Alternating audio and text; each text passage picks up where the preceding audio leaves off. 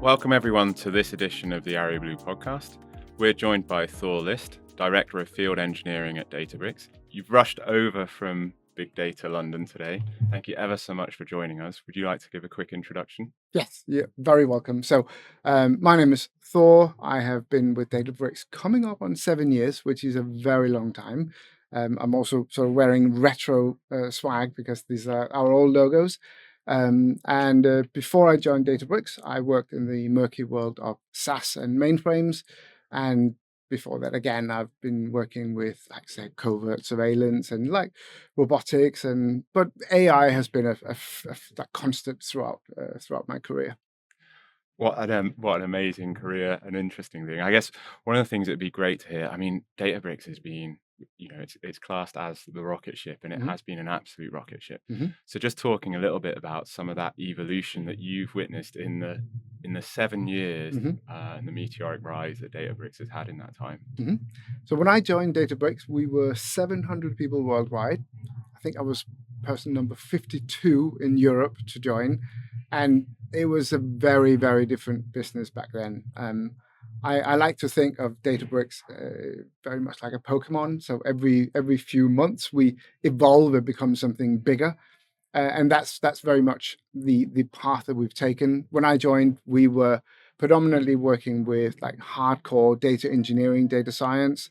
Um, we then started adding sort of like BI, governance, eventually moved into the data warehouse space with our lakehouse, and then the like data intelligence. Now we're moving into like real-time databases, apps, transactions, integrations with SAP. So I mean, literally every 6 months we become something bigger, and we've always been guided by what our customers are asking for, Mm. and that's what I really like. It's about our customer success, and if something is not moving in the direction of providing success for our customers, we tend not to do it, Yeah. and that's been a constant throughout the entire process. Yeah.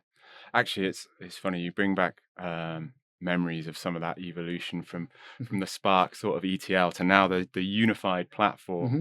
and then also now I guess and something perhaps to share your views on, Hmm. like the exciting movement into AI and Hmm. some of those use cases now going right into the hands of the broader business, not just the data Hmm. specialists within a business. So, That's what I'm really excited about at the moment. We're working on quite a few projects where it's less about giving the data experts better tools. That happens too, but it's about putting like the value of data into the hands of like regular normal people. So for instance, shelf availability in supermarkets where the person actually stacking the shelves can ask questions in real time about like what's happened, why do I only have this bread and what about that bread. It hooks back into the supply chain. The store manager, when they get into work in the morning, they can go and say, okay, what challenges do you have in terms of availability, supply chain, and it gives the ability for regular normal people to get the same value from data that experts have had up until now. brilliant. And with all of the things that you've done, what would you say is the most impactful work that you've participated in?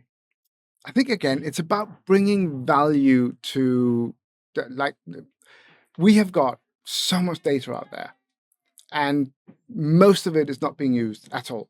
And businesses and our customers are really losing out. And that could be anything from like say retail into like medical research. Like there's so much more we can do. Um, but doing that is can be painstakingly slow and very expensive. And I think what I'm really excited about is seeing the ability for us to help real world people. Like we've done projects with the UK government on like deforestation, on like what we can do in terms of flooding, flood prevention. Um, when COVID hit, it was about what do we do about supply chain? All the supply chain models just collapsed. Nothing worked anymore. We were able to very quickly pivot. Then you have the various conflicts around the world where all of a sudden oil prices spike up, and all of these things are very much happening in real time. Mhm. And being able to help regular normal people avoid massive spikes in living costs by navigating around those and responding to them in a less knee-jerky way. I think that's probably what I think I'm more proud of. Specifically, I remember a very funny story. We were working with one of the companies that deliver food to your door with a recipe. Mhm. And when COVID hit, they all of a sudden their membership like literally like more than quadruple. I think it was like a tenfold increase, and they couldn't handle it. They simply couldn't get the products to the warehouses, to the people in an orderly manner. So during COVID, we then worked to help them make sure that we streamlined their supply chain so that they could respond to this massive insurge of customers who just wanted to make sure that they had food for their children. I mean, it wasn't quite as bad as that, luckily, but at that point, it seemed like it could have been. And being able to be part of the solution to that, that was special. Yeah, definitely. Um, I, I gotta go slightly off topic now. Sure. But and I guess we talked a little bit before we came in the room actually around like how technology can drive some of these economies of scale, and it's really interesting what you're saying there, right? Because obviously, if you think about some of these challenges that we're facing into and that we Mhm. might face into in the future, Mhm. and actually the way that technology can get more performance Mhm. almost out of the resources Mhm. potentially that we have there. Do you have any viewpoints you want to share on that? Yes. So I think there's a lot of discussion at the moment, probably mostly hype, about what AI is going to do to our society. There is, like any new technology, as in we discussed, engines and tractors and stuff. It will initially like make things more difficult because society has to change around this. But very quickly, I think we're going to see a shift towards getting the value out that we always wanted to get. And it's about essentially, I think it will end up creating more jobs um, because we can allow people who have got a skill to use that skill, regardless of what education they might have been able to afford. And I think it is something that is going to cause some concern, and there will be concerning events happening with potentially redundancies. But for the people who are able to take this new tool and use that to increase productivity, create completely new things that nobody's ever seen before, I think that's really the value. And that what I'm really excited about is that will not follow the traditional trends of the wealthy doing it on their own. These tools will give everybody increased ability to go and do interesting things. Yeah, brilliant. I think that for me, there's bits like personalized learning and what it can mean within education, but even I've always remember someone talking about the fact of with AI Mhm. and what it can do within a business place, and fundamentally, you never um, you never thought that your job would be about like responding to emails, right? Mhm. That's a byproduct of the job. That's not actually what you It's were true. trained to Yes. do. Yes. But it's something that we've learned, and Mhm. probably a habit that actually with some of the AI offerings we'll need to unlearn some of Yes, those please. things because we can do something more valuable. Mhm. Um, I guess moving on to talk about industry trends, Mhm. what AI topic are you most interested in right now? So I think it's very much about augmenting um, everybody's ability to do their jobs. So eventually, it will allow us to reduce the cost of produce and goods, both within, say, retail, but also within pharmaceuticals.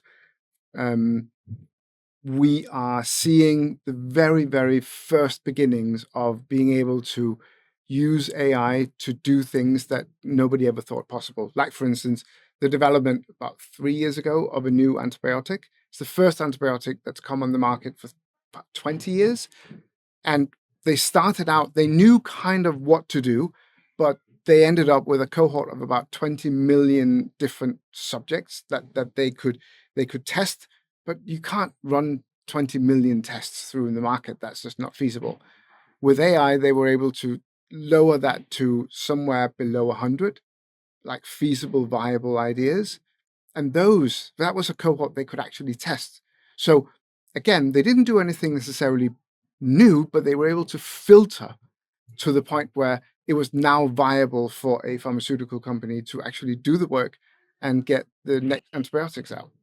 And how do you think companies can make sure they leverage the responsible side of AI and the ethics around it better as they move into some of these domains? I think responsible and ethical AI covers a huge number of topics. Everything from making sure that it's done in a sustainable way that doesn't require too much power and takes too much clean water away from people for the cooling of the data centers, but equally also what type of data is being used, how it's being used. And I think we're also going to see the front end of it, like the people, if they're interacting with an AI system, that it's clear that they are interacting with an AI system and not a human. We want to make sure that people have equal opportunities. So whether you are like white or you come from a different background or you're male or female, like this should help break down those barriers rather than the other way around. And that also means that we should focus on making sure that it does well for society in terms of the AI has got so much potential for both doing really good and really not so good things. So ethical AI covers all of that and much, much more. The first step is to make sure that we use the right data and that we're not abusing that data.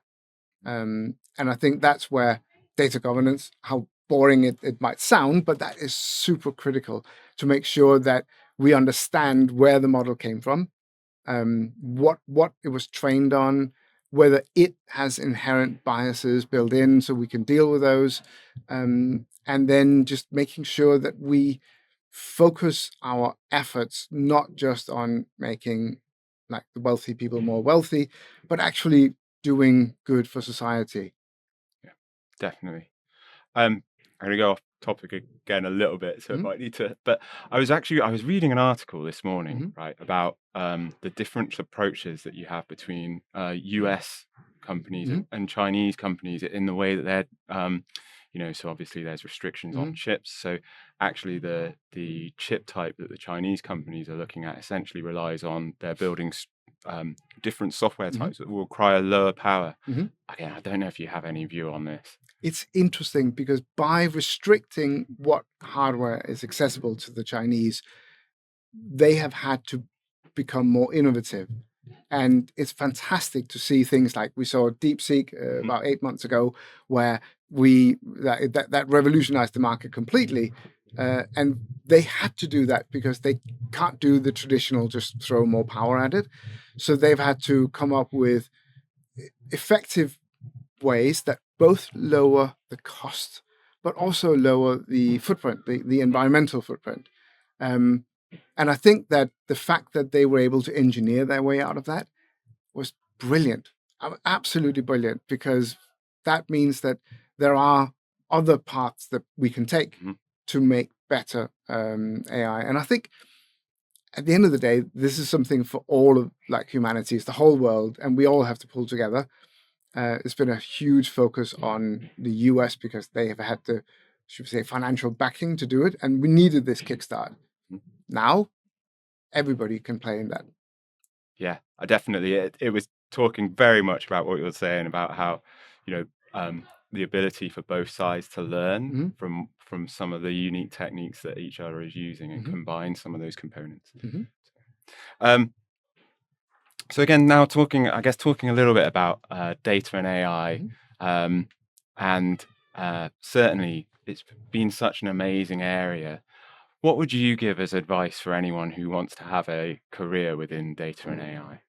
I think it's interesting because if I was to advise somebody wanting to start their career, at the moment it can seem a bit daunting, a bit scary, because there is a sort of a trend that, especially for the people just coming out from universities, that what they can offer companies, we now have agentic AI that can do it, which is very worrying, I would imagine, for those people. However, generally, I would say the technology is available at very, very low cost, which means that people who are in that situation and who are thinking about moving into the industry can, on a very limited budget, train themselves up to be up to date with what those tools can do. hmm And that is a challenge because it changes every other week. But if they can do that, they can make themselves competitive and go out and shine in a world that is full of people who have not yet caught up. So it's all about looking at the opportunities, not pulling back from them, but embracing them, and then looking at what brings value to future employers. And at the end of the day, it is going to be those who can use those tools the best.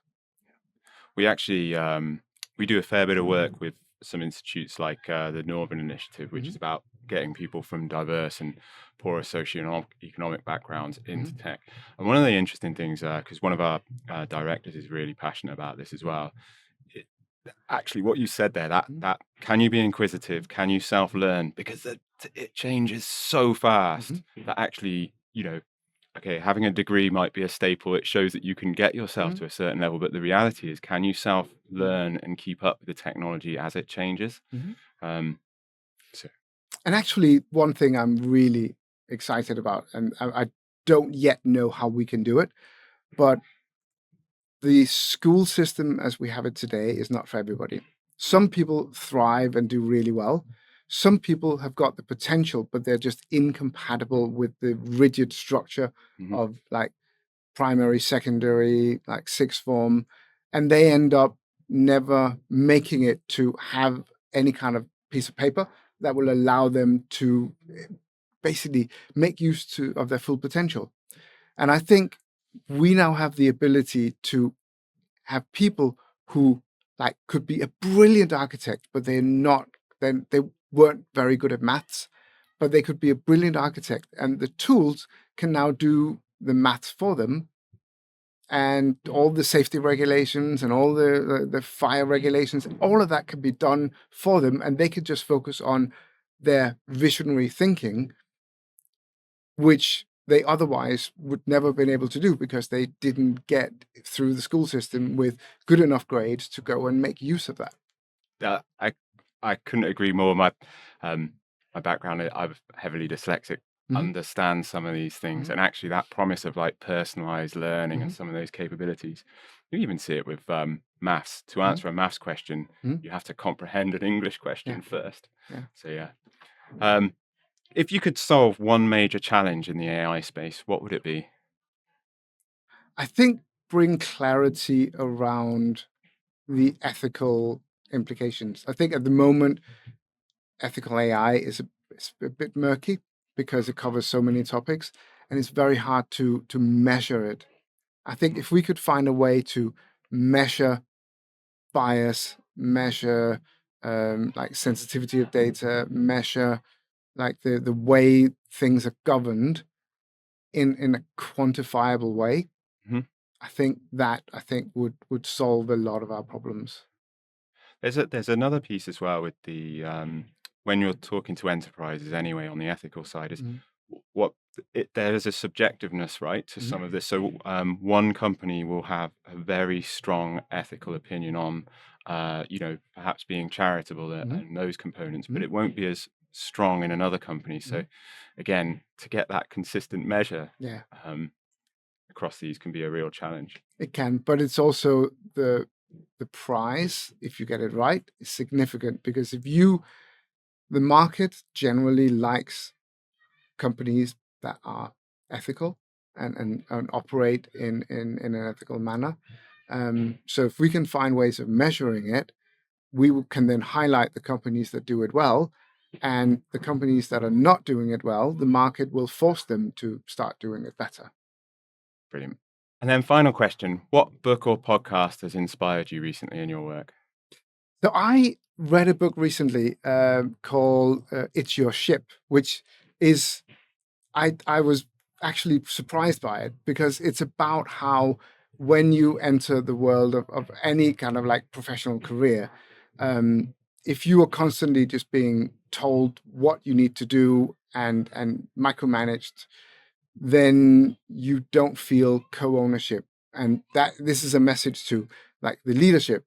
So I'm a director at Databricks, and empowering people is not just something you say. It's like you can find ways of getting people you work with, whether it's in a professional or private or whatever capacity, to feel that everybody owns the outcome together.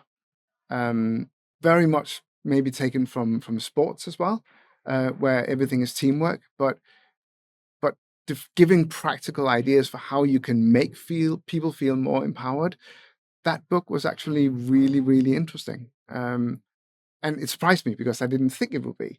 And so it was basically about how a captain in the U.S. Navy took a highly underperforming Navy ship and took over, and within 18 months turned it around to be the best running flagship where people actively sought to go and have a career there rather than running away. Amazing. That was really interesting. Amazing. That's definitely going on the list. Mm-hmm. Look, it's been fantastic having you on, Thor. I Mhm. don't know if there's any closing thoughts that you wanted to share with our audience. I would say just don't give up. Don't despair. I think that there are lots of worrying trends out there, but this happens with every new technology that evolves. Eventually, and hopefully in like a meaningful amount of time, we will see the overall benefits, and it will end up creating more jobs and better healthcare and lower prices, I think, than we would have had otherwise. So I would say embrace it, be part of it, but also be part of policing it, because as we know, it can also be used to negatively impact elections and stuff. Like that's the downside. But by being part of it, you can help prevent that as well. Brilliant. Amazing thoughts. Thank you ever so much for your time. You're very welcome. Thank you.